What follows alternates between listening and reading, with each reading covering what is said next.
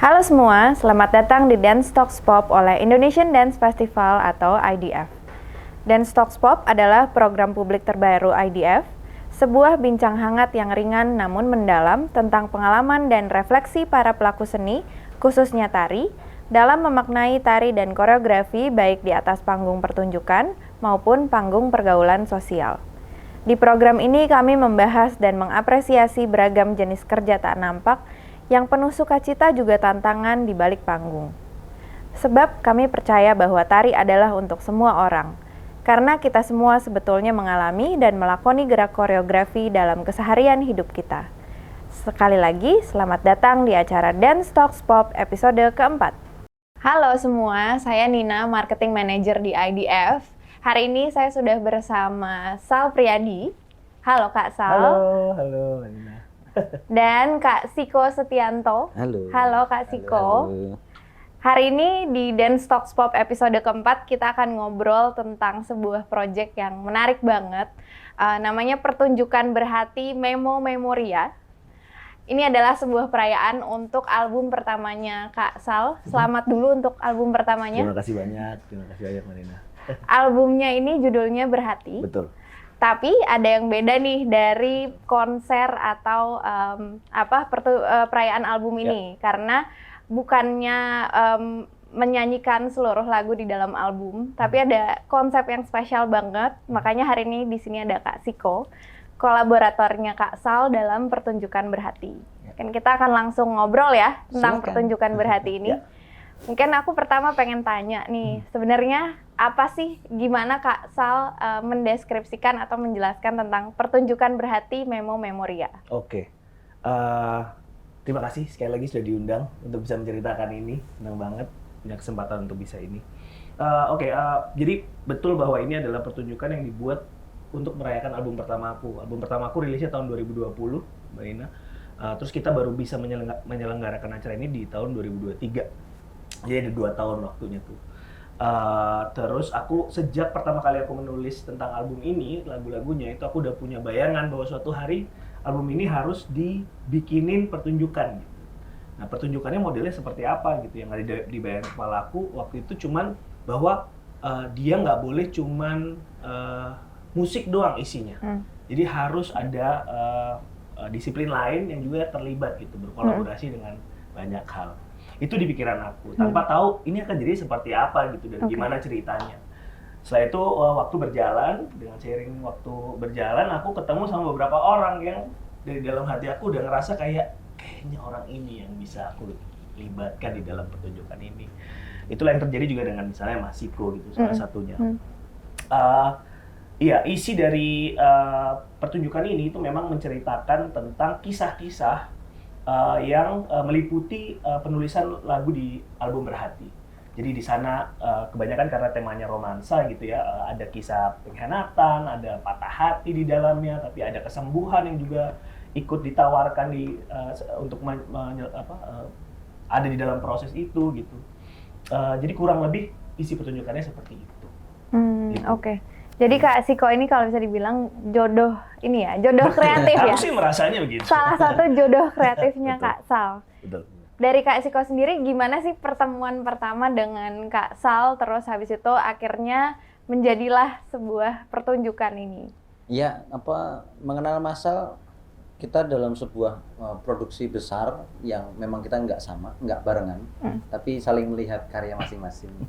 Di situ saya juga baru kali ini ada musisi yang membuat presentasinya semacam itu gitu. Jadi kayak seru juga ya, ada keanehan tertentu gitu yang saya tangkap gitu. Lah kok dikontak gitu, berarti kan sama-sama aneh.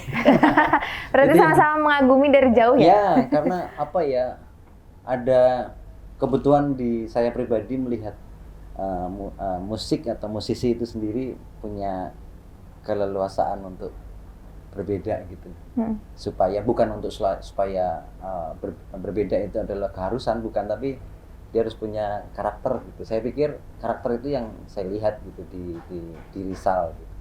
Itu saja.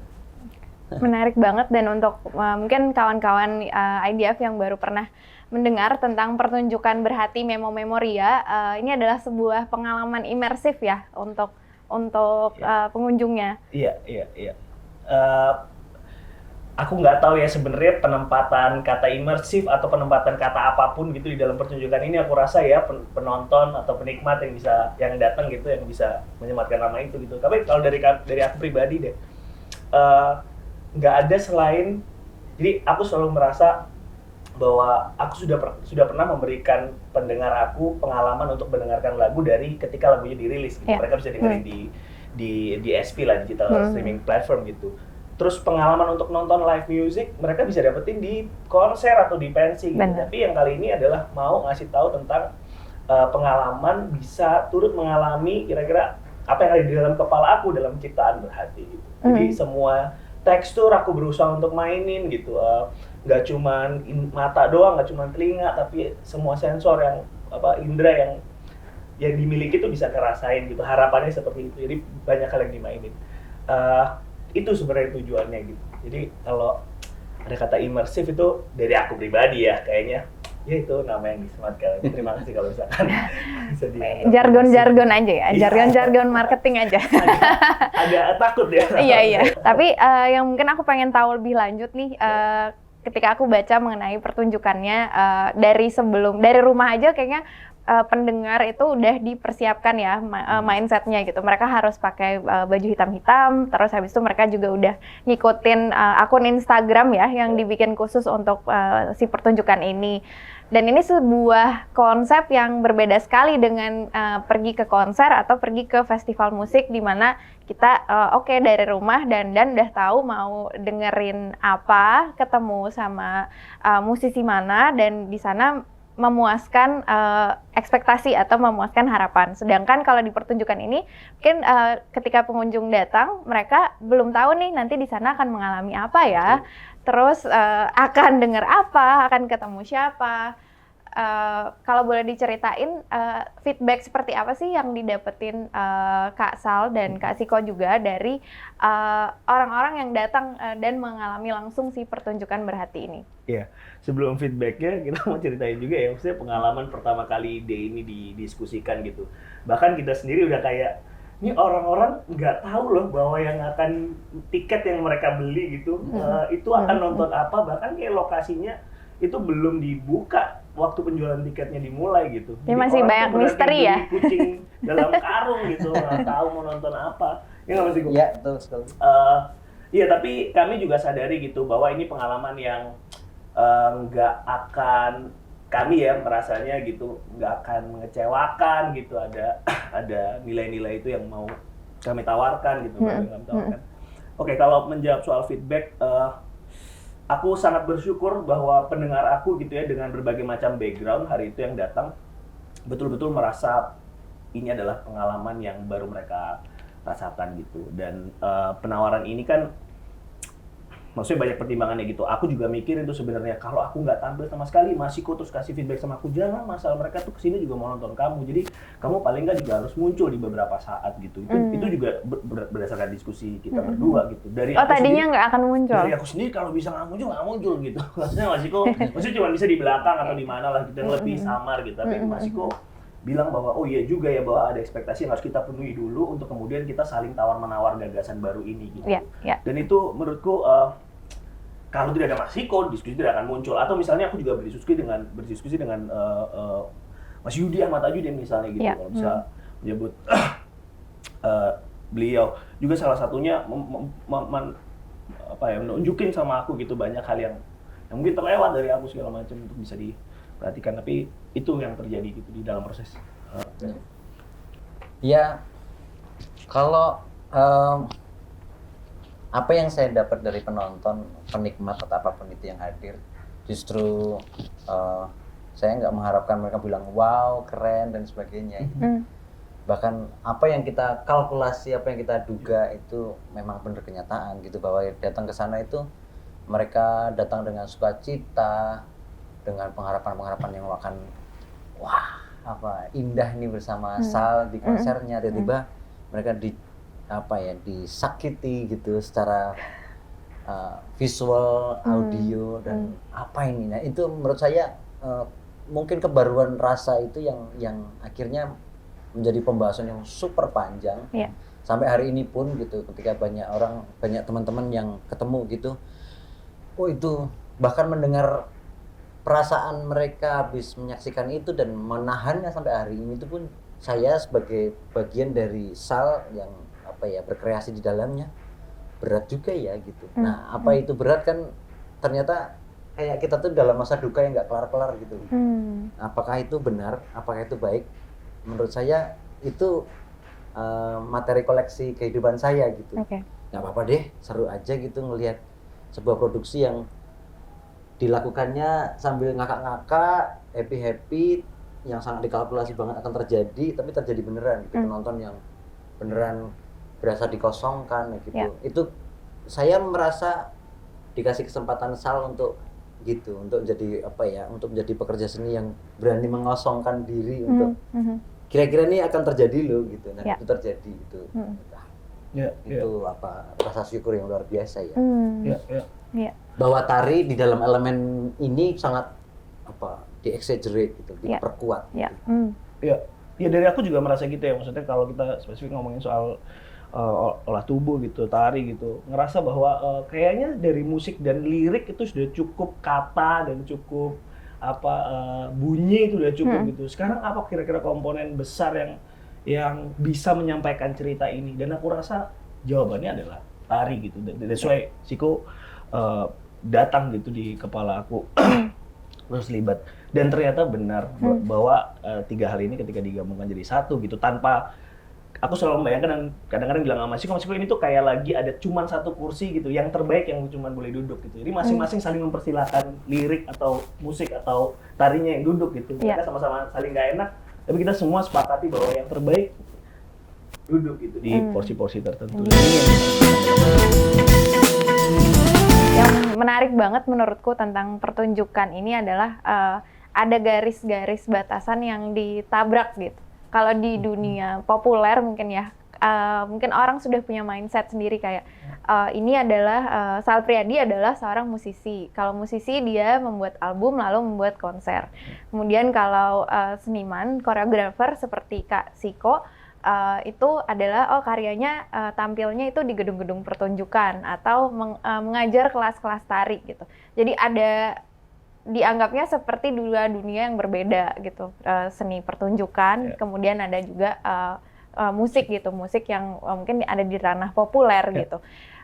Sebenarnya dari Kak Sal juga Kak Siko sebagai insan kreatif ya atau sebagai seniman, apakah itu visinya? Apakah visinya ingin mengedukasi audiens bahwa nggak usah ada batasan-batasan itu kok, nggak perlu semua dikotak-kotakan, ini pertunjukan kontemporer, ini pertunjukan musik, ini pertunjukan tari dan yang lainnya. Apakah itu visinya atau apakah ada pemikiran-pemikiran lain di baliknya sampai akhirnya si garis-garis batasan ini ya udah nggak penting lagi gitu? Barangkali aja. Termasuk saya juga sih, kelelahan gitu dengan pengkotak-kotakan itu gitu. Dan seringkali kita selalu mendengar bagaimana kita mengidolakan artis luar negeri membuat suatu presentasi yang sangat berbeda dan keren dan ini dan itu dan hanya bilang begitu, dan akhirnya menganggap yang di Indonesia sendiri tidak mampu atau tidak punya keberanian dan sebagainya. Kita sih nggak ngerasa. Saya sendiri di dalam produksi Sal tidak pernah merasa perlu untuk mengedukasi dan sebagainya. Tapi menjawab itu semua gitu. Nggak apa-apa, mau kita presentasinya akhirnya dibilang oke, tidak oke, berhasil, tidak berhasil, nggak masalah gitu. Tapi jalan aja dulu ya. Bersedialah untuk gitu loh, mendobrak terus gitu loh. Karena fungsi itu menurut kami barangkali lebih penting daripada sekedar wah, yuk kita bicara yang beda. Terus tidak mengedukasi, itu mahal, itu kata-kata itu terlalu bahaya ya. Magrong. Itulah. Coba diterjemahkan, magrong itu gimana? Mewah dan terlalu jauh. Untouchable. Iya. Terlalu tinggi. Iya, tinggi. Iya, mungkin kurang lebih sama lah Mas Iko gitu kan. apa ya, yang di kepala kita gitu sebagai yang bikin kan sangat bebas sekali gitu. Mau ngapain aja, mau bahkan kata menabrak tuh tidak ada di dalam kepala karena isinya kan sangat bebas gitu. Dan apakah itu menabrak atau tidak itu ya sebenarnya juga nggak terjadi tuh ketika kita, misalnya aku gitu misalnya lagi nulis soal itu gitu, nggak kebayang bahwa oh, ternyata nabrak juga ya apa yang mau kita lakukan segala macam. Jadi itu kalau jawabannya mengedukasi tuh kayaknya terlalu jauh dari apa ide gagasan awal untuk bikin ini gitu. Jadi kayaknya nggak ke sana.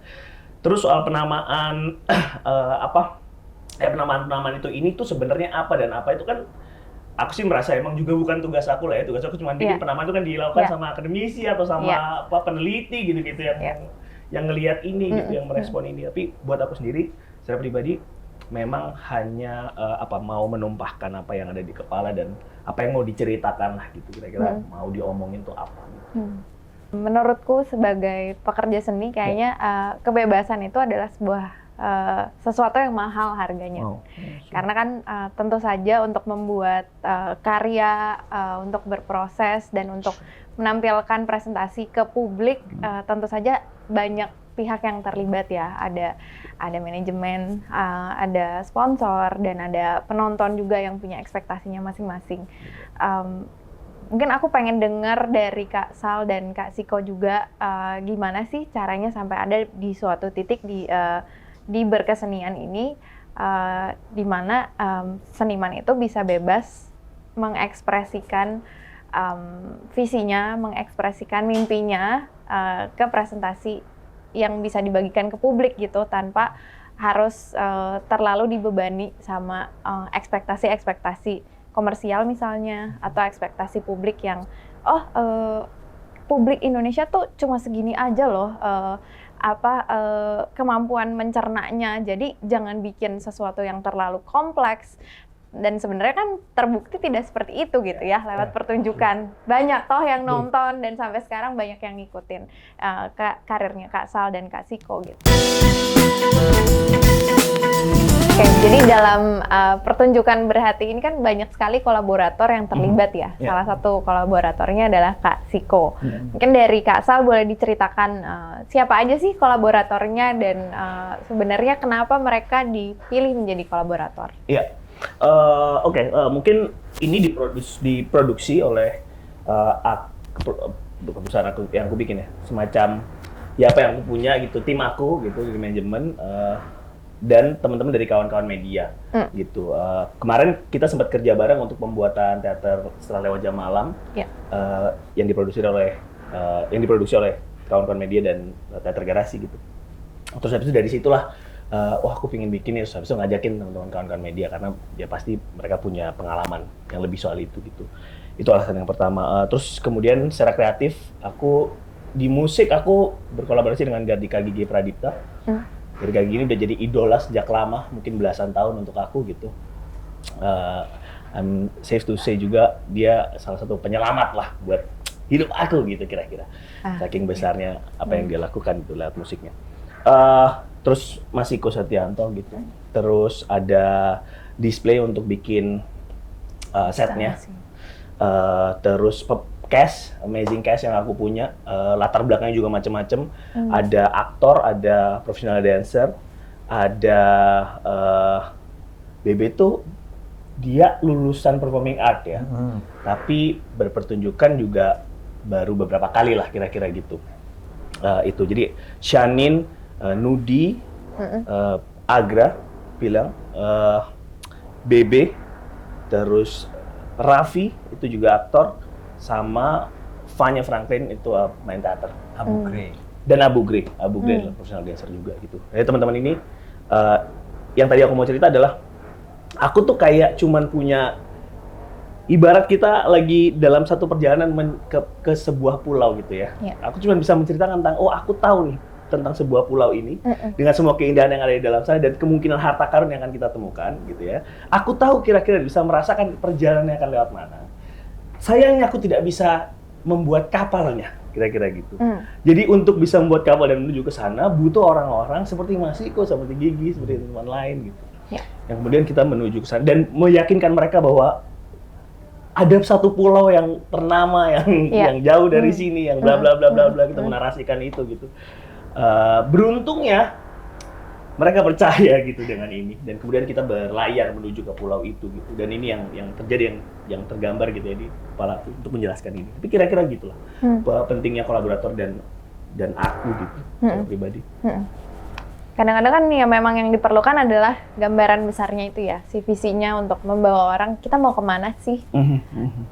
Nah kalau dari Kak Sal sendiri, sebenarnya mau kemananya itu setelah, ini kan udah mungkin satu stop ya, satu stop sudah sudah sampai lah ya ke tujuan di pertunjukan berhati ini.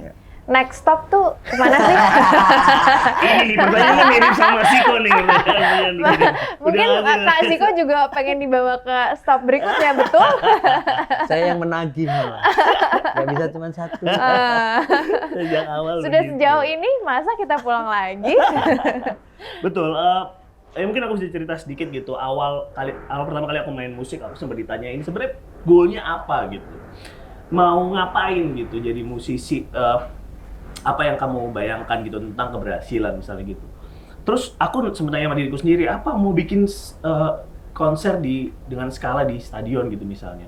Atau mau punya album 10 gitu. Nah itu tuh nggak terbayang di kepala aku gitu. Tapi justru yang terbayang malah lumayan lucu. Aku sebenarnya cuma pingin punya penginapan sama gedung pertunjukan gitu. Ya atau inilah amusement park gitu misalnya. Jadi cuman itu Rich dong. Rich. Itu yang terbayang di kepala aku gitu. Jadi semua yang aku lakukan gitu sekarang itu sebenarnya mengarah ke sana kalau aku bisa bilang. Dua hal itu. Jadi misalnya keterlibatan aku untuk mau belajar di seni pertunjukan atau film gitu atau teater atau bahkan di musik sendiri itu sebenarnya untuk bisa punya pengalaman dan bisa kenal dengan orang-orangnya supaya nanti suatu hari misalnya hal itu terjadi gitu, aku bisa punya satu tempat untuk memperkenalkan seni-seni ini ke halayak yang lebih luas gitu. Dengan dia mungkin style aku gitu-gitu, dengan semua yang aku punya lewat perjalanan ini. Kira-kira itu sih sebenarnya yang mendasari. Jadi kalau mau ditanya next stop-nya kemana, ya mari kita bicarakan next step-nya kemana. Yang jelas aku tahu nih arahnya ke sana dan aku akan terus menceritakan tentang apa yang akan terjadi ketika kita sampai di pulau itu nanti. Nextnya kita akan. Oke, tadi Kak Sal sempat menyebutkan kalau biar seni-seni dari disiplin yang lain juga sama-sama jalan bareng dan mungkin mendapat publik yang lebih luas gitu. Nah, kalau dari Kak Siko sendiri, apakah hal itu sudah tercapai melalui pertunjukan ini atau nantinya dengan aktivasi-aktivasi yang lain ya bersama Kak Sal? Ya, harapan saya memang sebagai pelaku yang khususnya tari ini mencapai itu satu step demi step ya. Kalau saya udah ketahuan gitu, barangkali yang memperhatikan saya gitu ketahuan Siko loncat sana loncat sini gitu. Disiplin lain dia juga mencermati dirinya untuk berusaha gitu. Saya selain sama Sal juga dengan grup-grup lain, saya dengan beraninya bisa kadang-kadang bilang, oh kamu mau pentas ya di tempat ini, aku nari ya gitu. Itu salah satu cara menurut saya teman-teman tari yang merangsek ke wilayah lain gitu. Artinya menyepakati untuk belajar gitu, untuk mencoba dan akhirnya membuat dirinya sendiri terlepas dari kungkungan panggung yang tadi dibahas tentang ya konvensional panggung tari harus itu gitu. Kenapa enggak sih kita bisa pentas dimanapun? Mungkin di stasiun MRT kalau diperbolehkan saya mau tuh gitu. Mungkin orang lain akan anggap tuh jangan aneh-aneh deh gitu. Terus kapan sih yang nggak aneh-aneh gitu? Konsep tubuh ini kan harusnya bisa kemana-mana dan berarti itu adalah satu capaian step yang saya bilang itu gitu. Makanya saya sendiri secara yakin dan berani ngomong Sal habis ini apa gitu. Karena mengganggu Sal termasuk juga mengganggu diri saya sendiri gitu. Supaya barangkali ketergangguan ini juga berimbas ke semua orang yang menonton yang pengen memperhatikan apalagi ya presentasinya Sal nanti. Apalagi nah itu kan terus growing dan akhirnya siapa tahu soal-soal asik kita ngomongnya ya semuanya akan berkembang gitu. Selera pasar juga berkembang. Para donatur kayak apapun itu yang membuat sebuah dukungan dana itu berani bilang, iya loh, kita sudah punya kenaikan level apresiasi dalam kesenian. Ya. Yaitu yang saya apresiasi dari Sal, keberaniannya itu gitu. Untuk tiba-tiba dia berani membelokkan dirinya sendiri yang tadi nggak tahu tuh tujuannya mana, tapi dia tahu tuh visinya yang terjadi di sana gitu. Dan dia membutuhkan kita semua, dan kenapa enggak saya berani ngomong, ya saya mau di dalamnya gitu, untuk diri saya sendiri maju ke sana. Komitmen itu ya. Gue mau komentari sedikit soal apa yang disampaikan Mas Siko gitu. Aku juga selalu merasa bahwa dunia ini panggung raksasa, semua orang pertunjukan gitu. Aku pernah lihat satu video di sosial media, ada orang jualan minuman gitu, sasetan, terus dia di pinggir jalan, tapi apa yang dia lakukan tuh kayak bartender gitu. Jadi dia walaupun di pinggir jalan dengan pakaian show gitu. Nah, ini tuh kan ini kan pertunjukan gitu. Kalau dia ditaruh di panggung, itu kan pertunjukan gitu. Tapi itu terjadi di masyarakat gitu, di pinggir jalan gitu. Nah, aku rasa ketika orang tuh punya sisi itu di dalam dirinya, maka apa yang terjadi di dunia ini kayaknya akan jadi lebih baik deh gitu. Semuanya akan terasa tulus, dan bahkan hanya jual minuman saset gitu akan terasa indah sekali dilihat gitu, sangat musikal gitu. Kebayangnya. Nah, ini yang juga aku berusaha untuk, bukan berusaha, tapi aku mau menyebarkan rasa ini ke misalnya pendengar aku gitu, untuk kasih tahu juga sama mereka, untuk sama-sama ngajak mereka gitu, bahwa kita semua tuh boleh dan berhak untuk melakukan pertunjukan gitu, apapun porsinya, apapun perannya gitu. Misalnya juga dalam pertunjukan kemarin gitu, penonton tuh jadi bagian yang besar untuk terjadinya pertunjukan berhati. Jadi dia bukan hanya datang dan jadi penonton gitu, jadi yang mengobserv gitu, tapi dia tuh pemeran juga ya. Kita bisa perhatikan lah, misalnya di hari pertama itu yang datang undangan. Kami sebagai performer, aku pribadi, nanti Mas Iko mungkin bisa cerita juga pengalamannya. Aku sebagai performer, aku merasa bahwa aku bisa mengukur kira-kira energinya seberapa gitu ya, apa yang kita rasakan di hari pertama. Tapi begitu hari kedua, orang-orang yang bayar, yang emang datang itu sengaja untuk menonton pertunjukan berhati gitu, bukan karena undang atau diundang temennya atau menghargai siapa gitu. Yang terasa beneran berbeda gitu di dalam sana, bahwa mereka juga ikut terlibat untuk bisa jadi satu show gitu. Nah, ini yang memang salah satu yang aku kejar dan aku cari dan aku bayangkan sejak awal. Kira-kira gitu. Dan kita bayangkan kalau ini terjadi mereka pulang, mereka merasa bahwa dengan hanya menonton tuh tidak hanya jadi penonton saja gitu, jadi bagian dari pertunjukan dengan skala yang lebih besar, pelaksanaan yang lebih besar. Ya, Mas Sal sering banget ngomong tentang kenapa ya ini buah pikirnya dia yang mungkin kegelisahan itu hadir karena melihat teman-teman tari yang selalu ditempatkan di posisi belakang dan sebagainya gitu. Dan itu diperhatikan, dia tidak pernah membahasakan ini adalah special treatment untuk teman-teman tari atau aktor apapun itu, tapi pengenku gini, itu bahasa yang pengenku gini itu kan sangat mengerikan ya. Artinya mengerikan tuh, Sal, ini tuh untuk segitu maksudnya misalnya bukan publik yang menikmati IDF misalnya gitu, yang tari itu bisa saja sampai apa ini yang ngerti gitu. Nah ini tapi di dalam itu lebih luas ya publiknya. Itu kan saya sebagai koreografer gitu atau penata gerak gitu, punya saat dimana itu glitch itu nyaman nggak ya ditonton orang tuh, aman nggak ya gitu, bisa dimengerti nggak ya. Nanti negosiasi obrolan ini bermalam-malam, saya kadang-kadang WhatsApp jam 2 pagi, Mas gitu. Ya Mas, udah berhentinya di situ karena kita sama-sama banyak yang ada di pikiran ya. Bahasa tubuh yang cuma bergerak ini saja ini bisa dimengerti gitu. Ya kekhawatiran itu pasti hadir ya. Semua pendengarnya Sal, penikmatnya Sal itu ya udah Sal di sana dan kita dengerin dan sambil gitu. Tiba-tiba ini tampilan apa, orang-orang bergerak yang tapi kok nyampe gitu loh. Aku pikir itu yang kadang-kadang value-nya itu luar biasa gitu. Menurutku dari obrolan ini salah satu yang sangat-sangat menarik adalah energi dari Kak Sal juga Kak Siko ya, untuk ya udah kita lakukan aja dulu, kita kerjain dulu aja, nanti mungkin yang lain akan mengikuti, industri akan mengikuti, publik akan mengikuti juga, publik akan punya pencernaannya masing-masing gitu.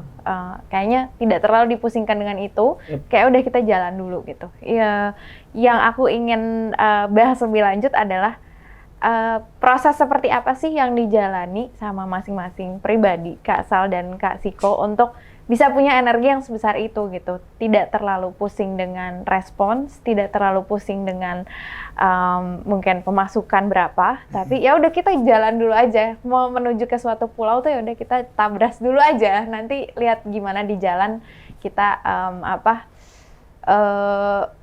lalui aja apa rintangannya gitu. Iya. Seperti apa sih prosesnya untuk sampai ke mindset itu? Ya, kalau saya sebelum ketemu Sal dan berhatinya Sal, itu mungkin sudah investasi saya sudah ketahuan gitu. Bagaimana saya menyediakan diri saya setelah bertahun-tahun di wilayah tari saja gitu. Terus kayak pengen yaitu trip menuju ke diri saya sendiri yang berbeda. Yang dulu saya menikmati musik itu dari dangdut keroncong di kampung saya sampai saya seneng banget musik klasik karena latihannya di balet, terus sampai seneng banget death metal dan sebagainya. Nah itu spektrum yang super lebar itu saya pengen nikmati di masa saya udah ngerasa oke, aku pengen trip sendiri melakukan eksperimentasi dari apa yang aku suka gitu. Akhirnya investasi itu ya hadir di mana saya nimbrung ke grup-grup yang saya pikir berbeda. Gimana ya musik kayak gitu ditarikan kayak apa ya gitu. Nah, itu saya bersedia untuk mendatangi mereka, kulon nuwun ke mereka untuk bolehkah aku tampil bersamamu. Nah, itu menurut saya cara saya belajar dan menyiapkan diri sampai akhirnya seakan-akan kalau diomongin ujian untuk sebuah performance yang beneran skalanya saya khawatir, ya ketemunya di berhati gitu. Saya ketemu Sal dengan Sal sangat rapi gitu. Sal sangat tahu bahkan karakter yang dibutuhkan di atas panggung dari shape tubuhnya sampai bagaimana dia bergerak dan sebagainya dia tahu. Sebagai director tuh dia tahu.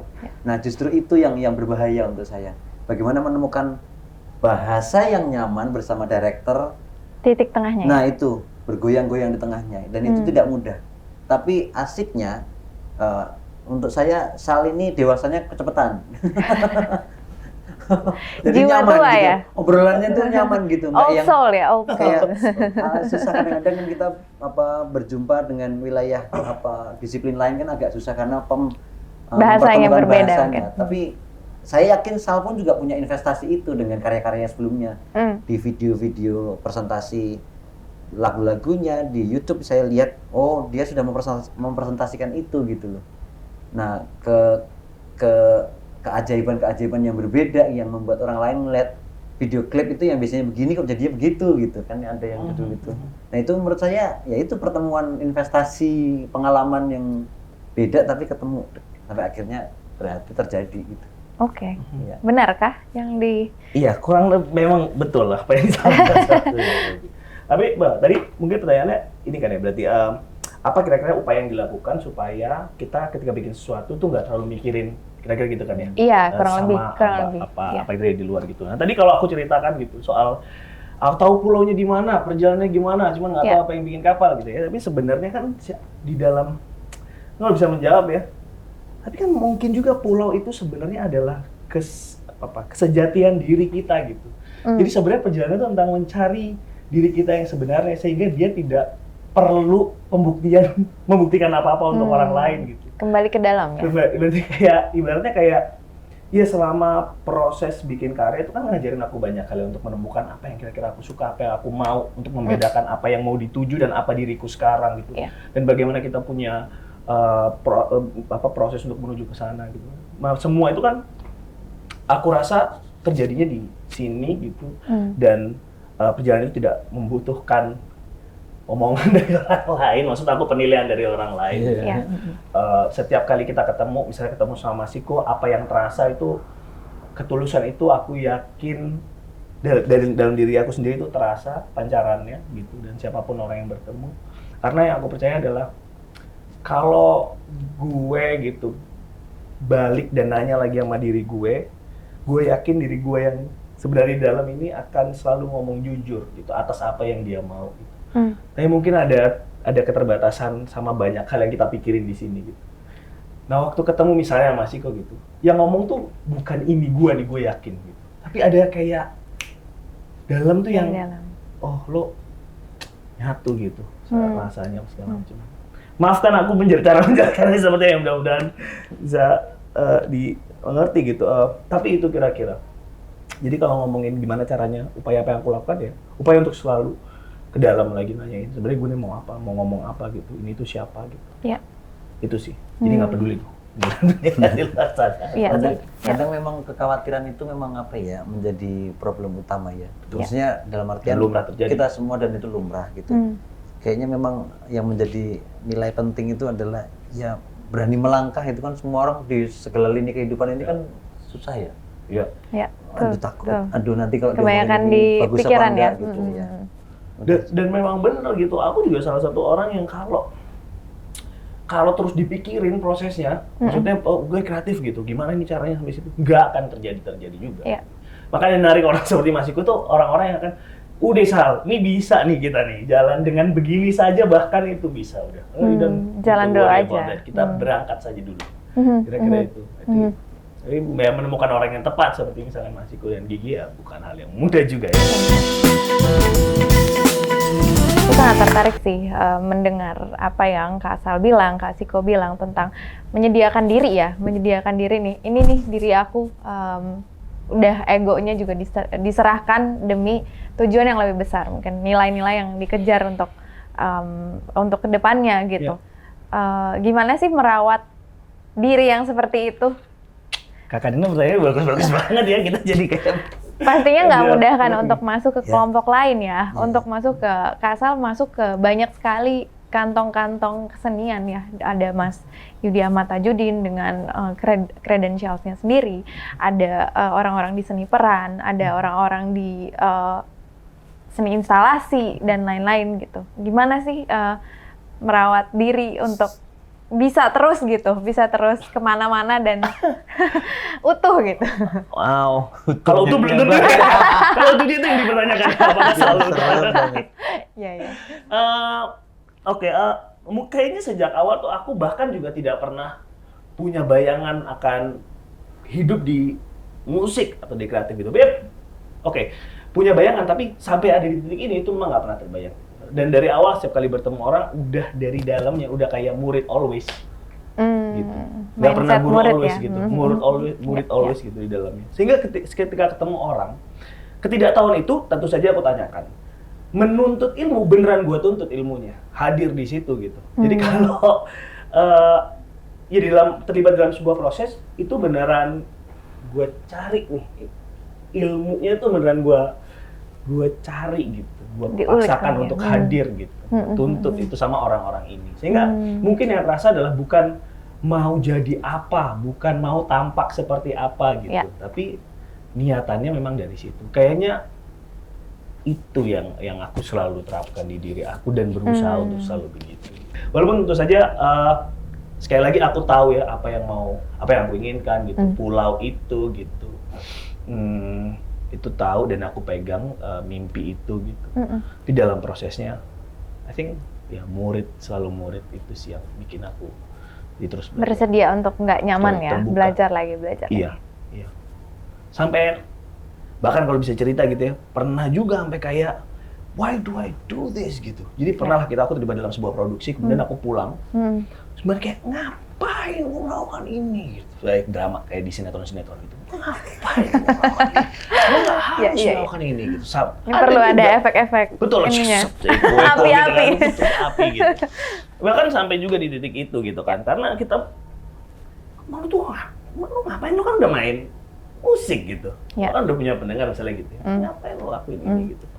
Tapi sekali lagi yang menguatkan aku adalah bayangan aku soal itu. Soal apa yang mau aku capai. Gitu ya. Tentu saja akan sampai titik sana atau tidak, yaitu kita serahkan pada banyak hal yang semesta, pada Tuhan, pada kemampuan diri kita untuk terus-menerus bisa sampai ke sana. Tapi aku percaya. Banyak yang harus diserap. Kak Siko gimana? Aku melihat Kak Siko di banyak sekali kesempatan ya. Dulu waktu aku kerja di museum, Kak Siko adalah salah satu penampil karya di waktu itu aku bahkan nggak tahu Kak Siko Setianto itu siapa sih. Ketika aku ada di IDF ternyata oh Kak Siko Setianto adalah seseorang ya di dunia pertunjukan. Tapi itu tadi ini banget gitu. Maksudnya humble banget untuk ada di panggung kecil, panggung besar, kesempatan kecil, kesempatan besar. Seperti apa sih kiat-kiat merawat diri yang bisa seperti itu gitu? Wah, apa ya? Ini pertanyaannya berat ya. Cuma habis ini nanti dikasih gado-gado supaya enteng. Karena ngerasa rapuh aja gitu loh. Maksudnya saya menambal, sebenarnya apa yang saya lakukan itu menambal hal yang saya anggap bolongnya saya itu banyak gitu. Bahkan mungkin dengan saya bersedia untuk yaitu panggung yang berbeda-beda itu sampai kadang-kadang ada hal yang dimana orang lain tuh nganggap saya ngapain sih kok? Ya kayak sama. Ngapain kamu udah di posisi itu gitu. Ngapain harus ke situ gitu. Menurut saya dan di situ saya menambal bolong-bolongnya saya itu. Saya belajar hal yang baru, saya bertemu dengan orang-orang baru. Dengan cara tubuh, pikiran dan perasaan saya untuk melihat yang baru. Artinya yang memang mungkin saya menjawab semua hal yang saya anggap masih bolong terus setiap hari ini gitu. Saya bersedia ngobrol dengan siapapun gitu. Dengan musisi yang elemennya sangat jauh di saya, itu kan saya melihat gitu. Saya belajar gitu artinya itu.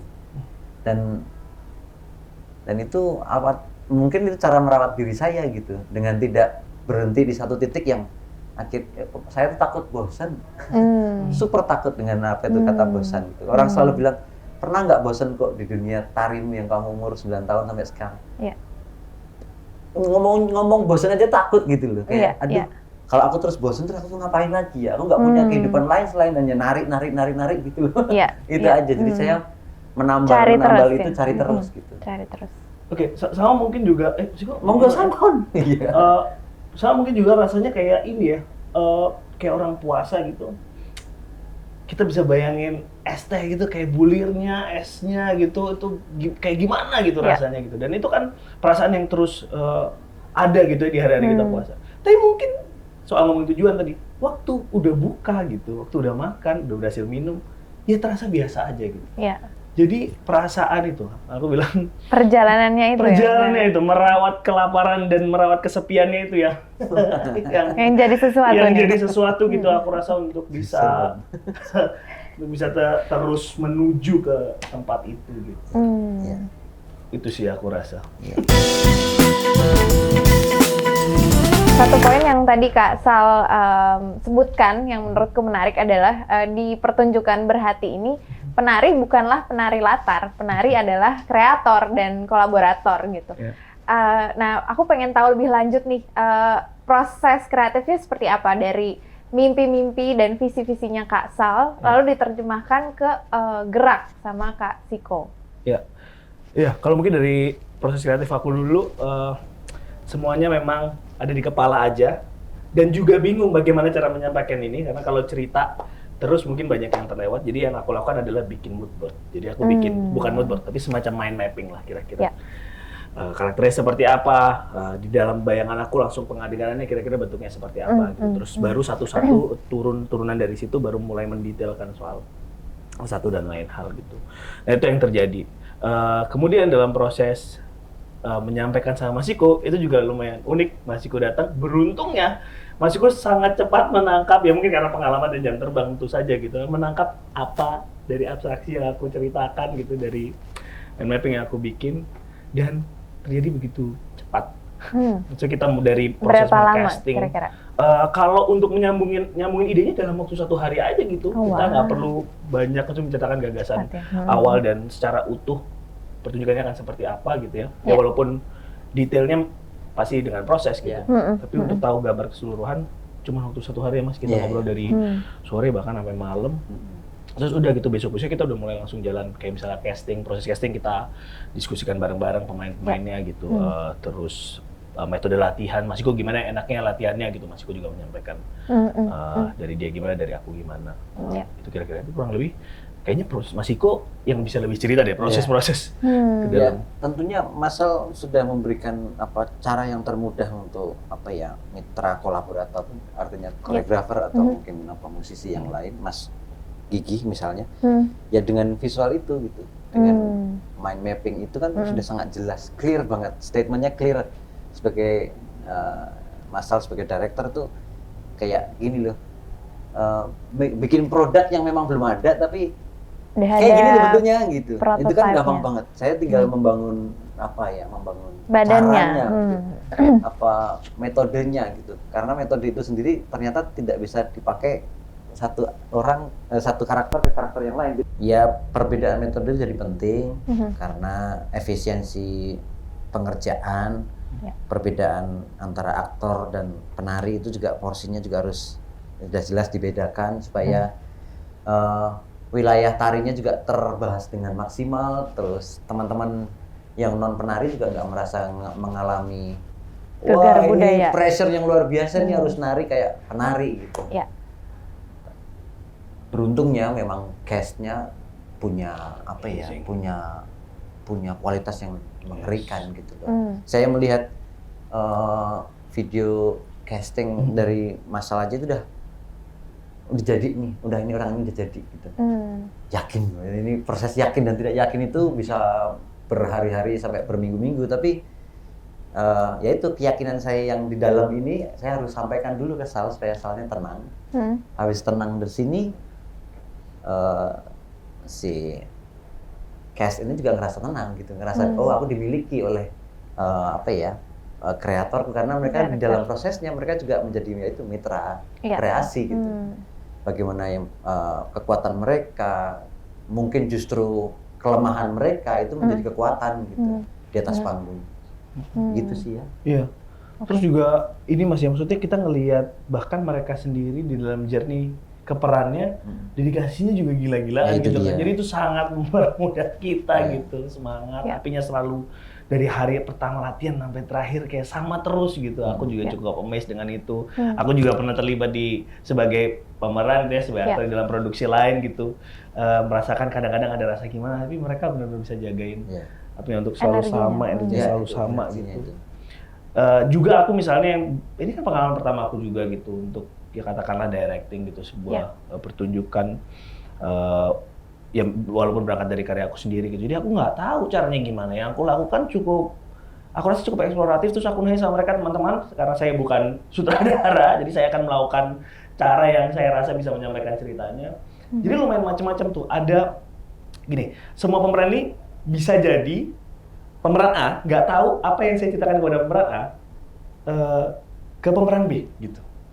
Jadi maksudnya pemeran B-nya tuh nggak tahu cerita apa di pemeran A gitu, dan mungkin sebaliknya gitu. Dan memang beda-beda metode yang aku lakukan. Bahkan ada kayak, kalau pernah tahu Dungeons and Dragons, kayak game role play game gitu, itu juga aku lakukan gitu bersama dengan beberapa pemeran. Terus menghafal lirik Kerasakti juga aku lakukan gitu. Tapi pokoknya apapun lah yang kira-kira itu sampai gitu ke dalam. Caranya apa aja ya? Caranya apa aja itu yang aku lakukan bersama mereka gitu. Aku harap mereka cukup senang dengan prosesnya gitu. Ini kayak trik-trik parenting ya sebenarnya ya. Gimana pun caranya, yang penting hasilnya tercapai. Tapi itu betul banget. Kira-kira itu yang aku lakukan gitu. Ya, karena nggak pernah gitu kan. Tapi ya, aku beruntung ketika hari pertunjukan itu anak-anak nyampe gitu, respect gitu sih dari aku yang lihat gitu. Di perjalanannya ini berapa lama sampai dari proses awal banget sampai akhirnya terjadi pertunjukan? Kalau penulisan dan ngumpulin ide sih lumayan lama ya, padahal kan pandemi itu udah mulai nyicil-nyicil gitu nulisnya. Tapi kalau proses beneran efektif itu berapa bulan ya Mas? Mungkin 3. Iya mungkin segituan kalau efektif ya, latihan gitu-gitu terus pendek. Mulai produksi apa segala macam itu lumayan kira-kira segitu. 3 bulan. Wow. Seru banget sekali. Dan banyak banget buah-buah pikiran yang nantinya perlu direfleksikan lagi. Semoga kawan-kawan IDF juga nantinya bisa sama-sama habis nonton episode ini sama-sama bisa berpikir dengan tenang. Terima kasih banyak Kak Thank you, Sal, Mbak Nina. Kak Terima Siko kasih. sudah Terima apa ya kasih. berefleksi tentang pertunjukan berhati Memo-Memoria. Semoga memorinya bukan hanya di hari itu aja, tapi juga berproses sama-sama dengan audiensnya. Sepakat. Terima kasih sudah berbagi banyak ke kawan-kawan IDF. Aku yakin ini akan jadi sebuah apa ya penyemangat untuk teman-teman kreatif untuk terus ya udah maju terus aja. Kalau punya mimpi, ayo kita jalanin dulu aja. Yes. Caranya gimana mungkin bisa dicari ya sepanjang jalan dengan tantangan-tantangannya, dan tentunya nggak sendiri jalannya, sama kolaborator-kolaborator yang ada dari disiplin-disiplin lain dan juga berani untuk keluar dari zona nyaman. Banyak banget pelajarannya hari ini. Terima kasih. Sama-sama. Terima kasih kawan-kawan IDF yang sudah menonton episode keempat Dance Talks Pop bersama Sal Priadi dan Siko Setianto. Sampai jumpa di Dance Talks Pop edisi ke-5. Thank you.